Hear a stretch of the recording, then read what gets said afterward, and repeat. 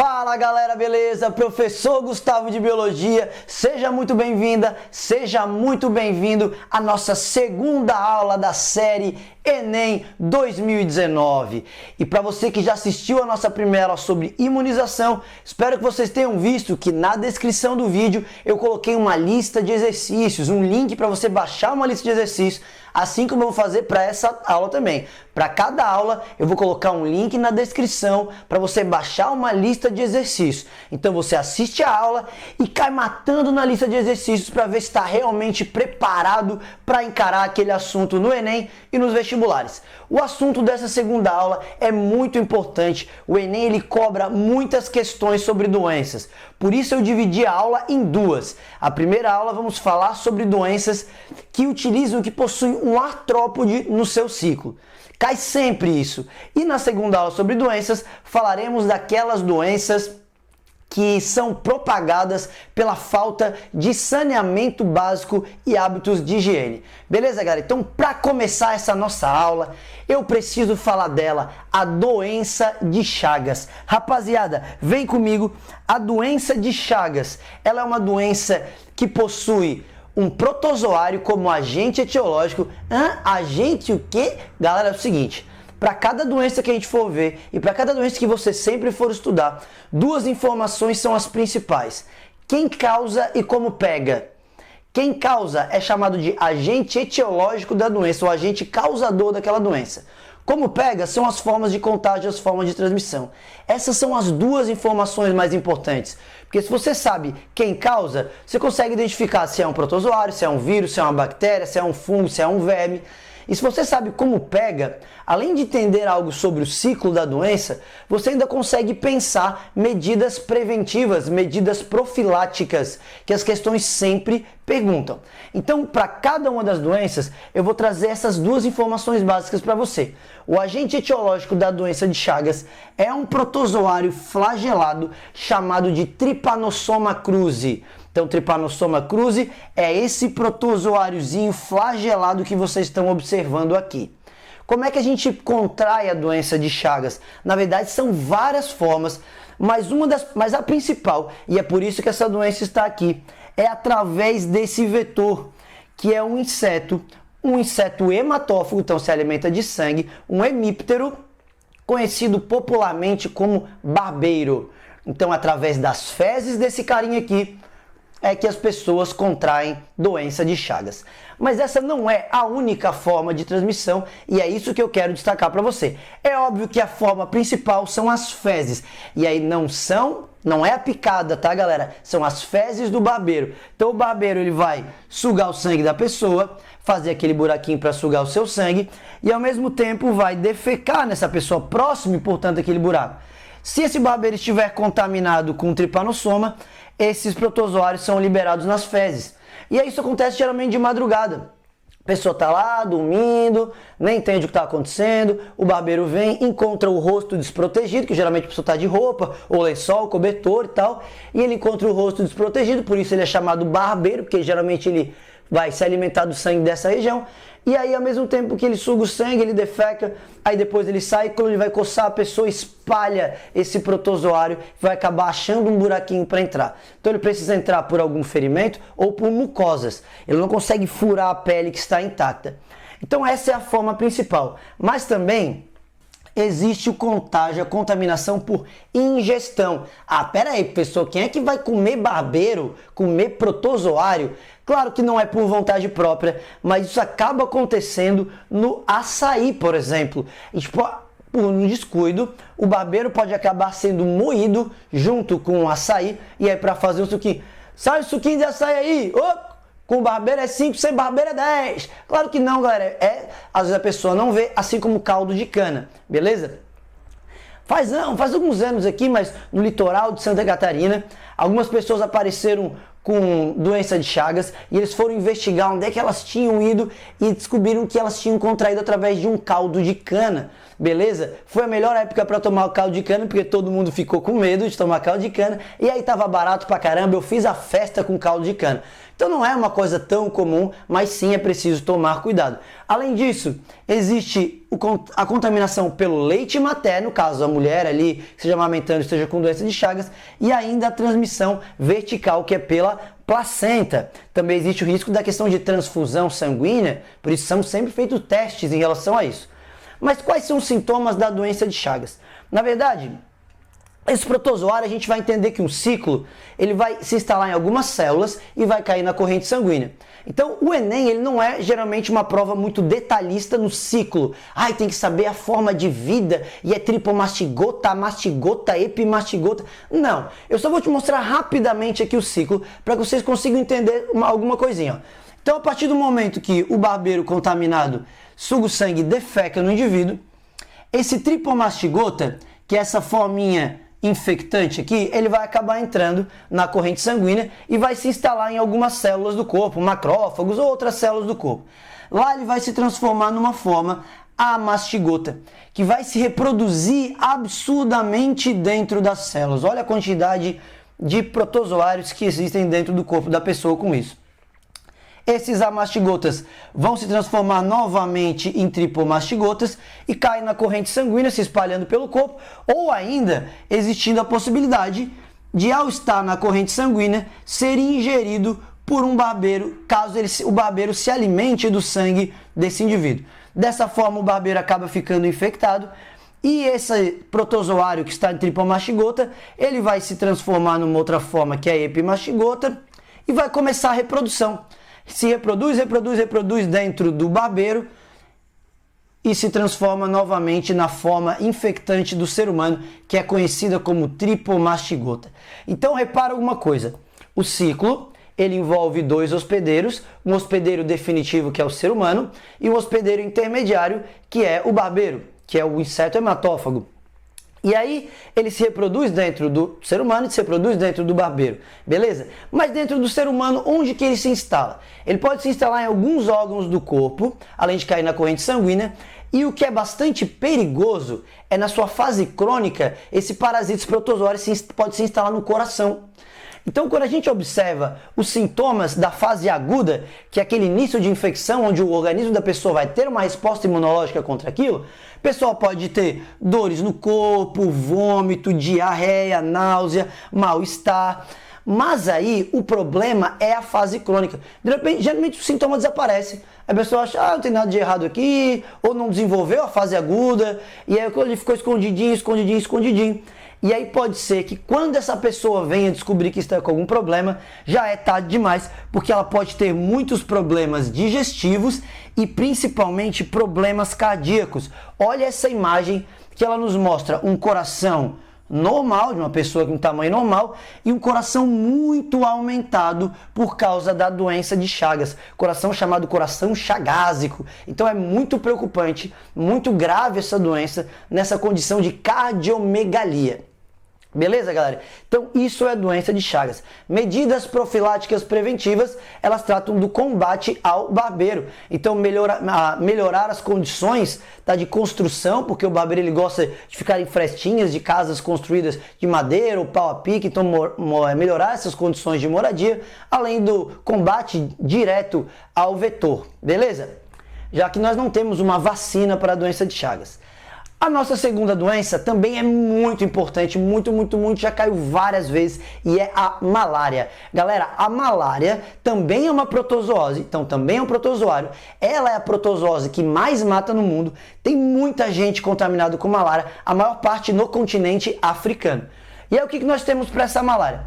O agente etiológico também é um protozoário, só que agora é um protozoário esporozoário. Os esporozoários são protozoários que não possuem estrutura de locomoção, por isso eles estão todos parasitas. E o protozoário da malária, ele é do gênero Plasmodium. Existem várias espécies, Plasmodium falciparum, Plasmodium vivax, Plasmodium malariae, são diferentes espécies de um mesmo gênero e todas elas causam malária, beleza?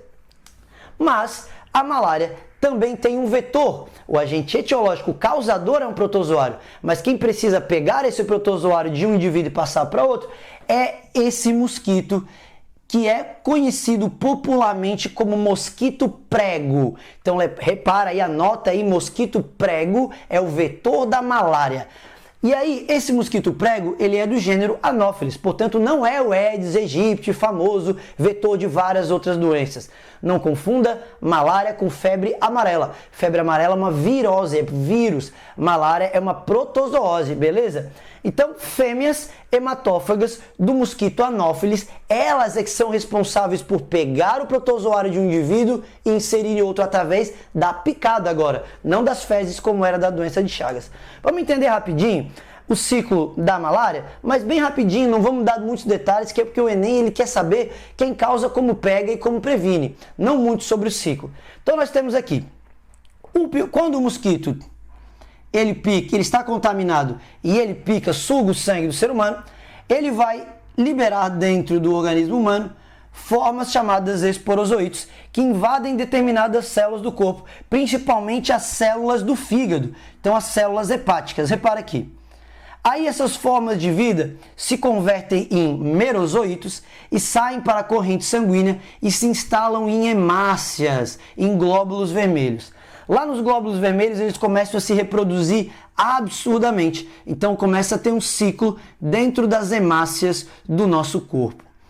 Alguns desses merozoítos eles se transformam, eles seguem o ciclo e se transformam em formas chamadas de gametócitos, que são estruturas que produzem gametas. Mas aí está a diferença.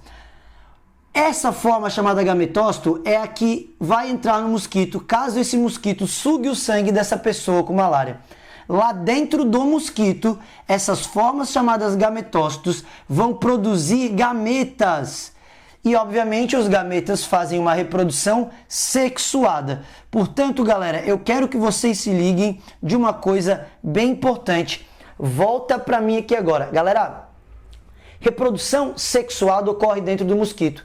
Isso significa o quê? Significa que é lá no mosquito que nós teremos a fase sexuada do ciclo, portanto é o mosquito considerado o hospedeiro definitivo da malária. Hospedeiro definitivo é aquele onde nós encontramos no parasita lá a sua fase sexuada, ou o estágio predominante, o estágio adulto. Um hospedeiro intermediário é aquele onde o parasita está no seu estágio larval, ou onde nós só encontramos reprodução assexuada. Portanto, grava isso, o hospedeiro definitivo do Plasmodium é o Anopheles, é o mosquito, o hospedeiro intermediário do Anopheles é o ser humano. Isso é bastante importante. Mas o que a malária faz? Lá nas nossas células sanguíneas, elas começam a se reproduzir, e elas têm ciclos bem definidos. Então, cada espécie de plasmódio vai ter um ciclo. De 2 em 2 dias eles terminam um ciclo de reprodução. Isso é sincronizado. Então, quando eles terminam um ciclo de reprodução, eles arrebentam, destroem as hemácias e saem para a corrente sanguínea. E é nesse período que o organismo da pessoa vai dar uma resposta muito violenta àquilo. E é grávida, e claro que é, porque nesses eventos a pessoa tem muita febre, passa mal pra caramba, e é ali que ela pode morrer. Então a malária provoca febres muito fortes, bem sincronizadas por causa do ciclo. Então vocês podem encontrar a malária sendo chamada de febre terçã, febre quartã, febre de 2 em 2 dias, de 3 em 3 dias, dependendo da espécie de plasmódio. Muito grave a malária. A malária ela tem vários desses sintomas de dores pelo corpo, febres muito altas. E além disso, olha só uma outra informação importante para a gente fechar. Galera, como qualquer doença que utiliza um inseto, um mosquito como vetor, a predominância nas regiões onde o mosquito vai conseguir se proliferar mais. Então, regiões mais tropicais, de clima mais quente, mais úmido. Beleza? Então, isso é a malária. Vale a pena você ficar ligado. Bora para a próxima doença. E as nossas próximas doenças estão relacionadas a esses terríveis mosquitos que você já ouviu falar muito deles. Galera, as arboviroses são viroses que utilizam um mosquito, um inseto, um artrópode como vetor. Beleza? Então são viroses. Diferente das doenças que nós vimos anteriormente, doença de Chagas e malária, que são doenças causadas por protozoários, aqui os nossos agentes etiológicos serão vírus. E aí vamos falar desses 3 mosquitos. Você sabe muito bem que o Aedes aqui, o Aedes, principalmente a espécie Aedes aegypti, é a pior delas, porque o Aedes é vetor de várias doenças. São elas: dengue, zika, chikungunya, febre amarela no seu ciclo urbano, que já não é mais detectado no Brasil desde a década de 40. e outros dois mosquitos também bastante importantes nos últimos anos, hemagogos e os sabetes, que são vetores da febre amarela, que está acontecendo, que é o ciclo silvestre, que é o que a gente tem nos últimos anos, um surto muito grande e bastante preocupante aqui no Brasil. Então eu vou mostrar, vamos falar um pouquinho sobre cada doença, mas na verdade eu quero dar um destaque para a dengue e para a febre amarela, porque são as doenças que preocupam mais, são as doenças que têm uma maior probabilidade de aparecer no Enem e em qualquer outro vestibular. Se nós pegarmos uma tabela comparativa dos sintomas, a gente pode ver que vários sintomas acabam sendo um pouco parecidos, com uma ou outra doença tendo um sintoma um pouquinho mais forte do que outra, mas eu quero assim, ó, vamos lá então. Primeiro, a zika. O que a gente poderia associar a zika que pode aparecer ou já apareceu nos vestibulares por aí? Na verdade, lembra a relação da zika com a microcefalia. Quando a gente teve um surto, apareceu o zika aqui depois de 2014, começaram a aumentar os casos de microcefalia e foi feita essa relação, como o vírus da zika ele atingindo o sistema nervoso do feto, provocando um atraso, um problema no desenvolvimento, e aí o volume do crânio ficava reduzido, é a chamada microcefalia. Então é isso que normalmente se associa nas questões. Já a chikungunya ela é associada a um sintoma bastante característico, que são as fortes dores nas articulações, sempre presentes essas dores nas articulações. E o problema é que essa dor pode demorar meses ou até anos para passar depois que a pessoa se livra e fica curada da doença. Então, problemático isso aí. Mas é óbvio que eu quero dar um destaque para você na dengue e na febre amarela. Primeiro, na dengue, eu queria destacar uma coisa. Temos esse ano de 2019 grandes surtos de dengue em algumas regiões, algumas localidades. Dengue já é um assunto bem manjado, bem batido, mas não deixa de ser porque continuamos tendo problema com dengue, galera. E por que a gente tem tanto problema com dengue? Porque no Brasil existem 4 subtipos do vírus da dengue. E esse é o problema. O problema é quando a pessoa contrai dengue, ela contrai um desses subtipos, depois que ela fica curada, ela fica imune a esse subtipo. Mas aí existem outros 3 que ela pode pegar. Então a pessoa pode pegar a dengue mais de uma vez. Por isso que o surto é tão problemático. Sempre que chega um subtipo novo num país, é problemático, porque ninguém entrou em contato com aquilo ainda, então ninguém está imune. E é uma chance para um novo surto, uma nova epidemia daquilo ali. Então é bastante problemático. O subtipo 3 é o mais comum. E por que é problemático pegar a dengue mais de uma vez? Você sabe muito bem que a dengue mata muitas pessoas no Brasil e no mundo, mas na verdade, o pior sintoma, a pior manifestação da dengue é a tal dengue hemorrágica. E essa dengue hemorrágica, ela possui uma chance maior de se manifestar quando a pessoa contrai dengue pela segunda, pela terceira vez. Então, quando ela contrai mais de uma vez, é que existe uma probabilidade maior de desenvolver sintomas hemorrágicos. Então, não existe um subtipo da dengue hemorrágica. E subtipo 3 ou 2 é o que sempre causa dengue hemorrágica. Não existe essa associação. Mas se a pessoa pega dengue mais de uma vez, existe uma probabilidade maior de desenvolver a manifestação hemorrágica, que é mais letal. Tem subtipo pelo mundo que não chegou no Brasil ainda, então é uma preocupação. Esse ano várias cidades que não sofriam tanto com dengue passaram a sofrer. Por exemplo, o estado de Santa Catarina era um estado que demorou bastante para ter casos autóctones de dengue, mas já está começando bastante. Cidades que não tinham dengue, como a cidade de Florianópolis, por exemplo, já tivemos casos de dengue. Então isso é bastante preocupante. O Brasil continua com esse problema e não existe vacina para dengue ainda disponibilizada pelo SUS do Brasil, então vale a pena ficar ligado. Em relação à febre amarela, o que eu diria para você? A febre amarela é uma doença que preocupa muito, os últimos anos preocupou muito. O ciclo da febre amarela pode ser um ciclo urbano. No ciclo urbano nós temos quem? O Aedes aegypti, tá? Então fica ligado nisso. E aí o Aedes aegypti contaminado, ele pode passar o vírus da febre amarela para o homem e o ser humano se contamina com aquilo, fica doente e aí ele pode infectar outros mosquitos Aedes aegypti a hora que eles forem se alimentar do sangue dessa pessoa contaminada. Então o ciclo urbano ele é esse que fica entre o Aedes aegypti, que é um mosquito urbano, e o ser humano. Só que esse ciclo urbano ele não é detectado no Brasil desde a década de 40. Então esses surtos que a gente tem recentemente, nos últimos 3 anos, 4 anos ali, ele é do ciclo silvestre. E aí que está o esquema. O ciclo silvestre, ele deveria envolver apenas os mosquitos hemagogos e sabetes, que são mosquitos mais rurais, de área de mata, área de campo, e outros animais da natureza, animais silvestres, não ser humano, como principalmente os macacos. Então era para rolar só esse ciclo aqui, ó. Macacos contaminados, os hemagogos e sabetes se alimentavam deles, se contaminavam e podiam espalhar isso para outros. Acontece que o ser humano vai lá, desmata tudo que vê pela frente, tira a casa do macaco, ou o macaco morre, ou ele foge, vai para outros lugares para escapar do ser humano, e a gente vai viver pertinho do mato. E aí o que acontece? O mosquito que antes se alimentava do mato vai ficar morrendo de fome, olha para um lado não tem macaco, olha para o outro não tem macaco, não tem tu, vai tu mesmo. E aí ele suga o sangue do ser humano. E é o que acontece, o homem passa a fazer parte de maneira meio que acidental de um ciclo que não era para estar ali, mas ele obviamente pode fazer parte porque o vírus é o mesmo. Então entenda uma coisa, o que está rolando no Brasil é o ciclo silvestre. O macaco não pode passar febre amarela diretamente para o ser humano, não. Isso precisa necessariamente do vetor, tá? Do vetor. Então, dengue, zika, chikungunya, febre amarela, que são arboviroses, precisam de um vetor, de um mosquito. Então não tem contágio direto, você vai espirrou na tua cara, ai meu Deus, peguei dengue. Não existe isso, tá? E a febre amarela, ao contrário das outras doenças, tem uma grande vantagem, que é a vacina. Pelo amor de Deus, as campanhas maciças de imunização, a campanha sendo estendida para o Brasil inteiro, porque é problemático. Então basta se vacinar, que você está imune a uma doença que mata. A taxa de letalidade ela é mais forte que dengue, zika e chikungunya. Beleza? Então fica ligado, não dá bobeira.